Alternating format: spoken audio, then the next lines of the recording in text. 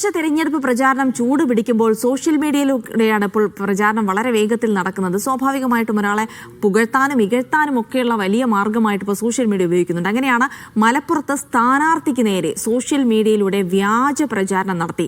അതിലിപ്പോൾ മലപ്പുറം കലക്ടർക്കും ജില്ലാ പോലീസ് മേധാവിക്കും പരാതി നൽകിയിരിക്കുകയാണ് സ്ഥാനാർത്ഥി.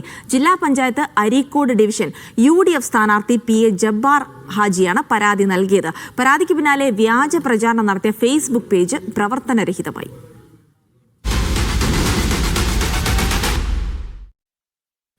മലപ്പുറം പച്ചപ്പട എന്ന പേരിൽ ഒരു ഫേസ്ബുക്ക് പേജിൽ വ്യാജ നിർമ്മിതമായി വളരെയേറെ പ്രചരണം നടത്തി തെറ്റായ വാർത്തകൾ, ഞാൻ പറയാത്ത കാര്യങ്ങൾ എൻ്റെ പേരിൽ പ്രചരിപ്പിച്ചപ്പോൾ ഞാൻ തെരഞ്ഞെടുപ്പ് ഭരണാധികാരി കൂടിയായ ബഹുമാനപ്പെട്ട ജില്ലാ കലക്ടർക്കും ബഹുമാനപ്പെട്ട മലപ്പുറം പോലീസ് സൂപ്രണ്ടിനും സൈബർ സെല്ലിനും കൊടുത്ത പരാതിയുടെ അടിസ്ഥാനത്തിൽ ബഹുമാനപ്പെട്ട കലക്ടർ ഇന്ന് ആ പേജിന്റെ പേരിൽ നടപടി സ്വീകരിക്കുകയും അത് അടച്ചുപൂട്ടാൻ തീരുമാനിക്കുകയും ചെയ്തിട്ടുണ്ട്.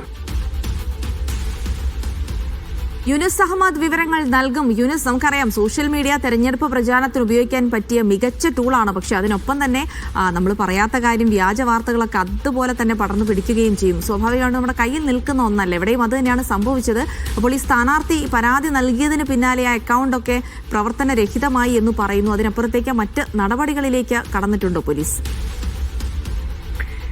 ജിൽസി, സ്ഥാനാർത്ഥി PA ജബ്ബാർ ഹാജിയാണ്. നമുക്കറിയാം സമസ്ത ലീഗ് തർക്കം അതിരൂക്ഷമായി നിലനിൽക്കുന്ന ഒരു സാഹചര്യമുണ്ട്. സമസ്തയിലെ ലീഗ് അനുകൂല വിഭാഗത്തിന്റെ പ്രധാന നേതാക്കളിൽപ്പെട്ട ഒരാളാണ് ജബ്ബാർ ഹാജി. ജബ്ബാർ ഹാജിക്കെതിരെയാണ് ഇപ്പോൾ സോഷ്യൽ മീഡിയയിലെ ഒരു വ്യാജ പ്രചാരണം നടക്കുന്നത്.